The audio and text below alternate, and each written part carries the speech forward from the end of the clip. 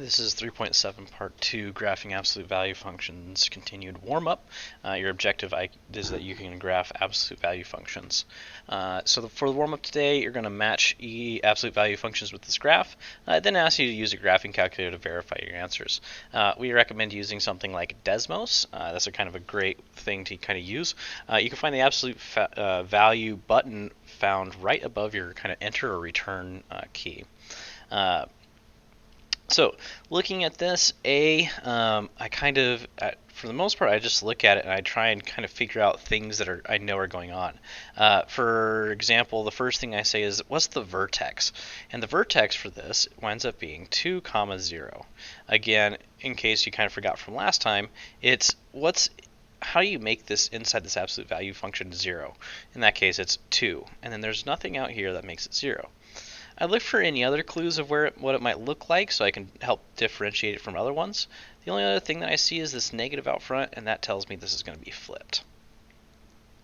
So looking around for something that's flipped and is located at 2, 0, what that leaves me with is D. Alright, now I'm going to look at B.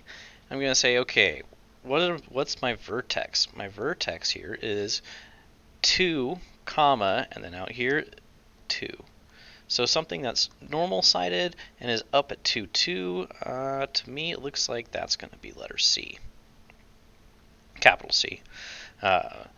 For part C, we got g of x equals negative the absolute value of absolute value x plus 2 into that minus 2. And so again, I say, okay, what's my vertex? My vertex is negative 2, negative 2.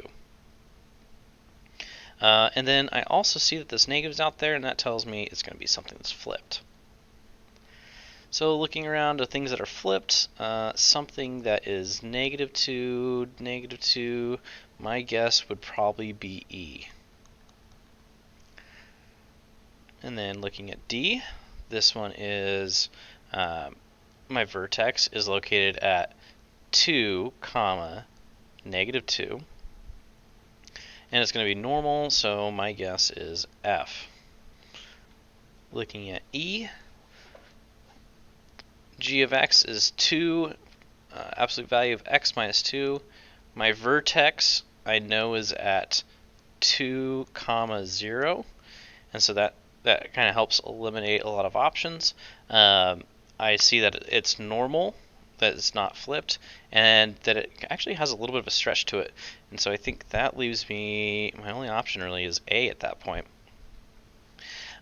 You could just kind of process of elimination say I got A, I got C, D, E, and F. This is probably B. However, it's good to check just to make sure you didn't mess up somewhere else. So again, I say my vertex is negative 2, 2, and it's flipped. I'm going to look at my graph and it's negative 2, 2, and it's flipped. Yeah, that matches up.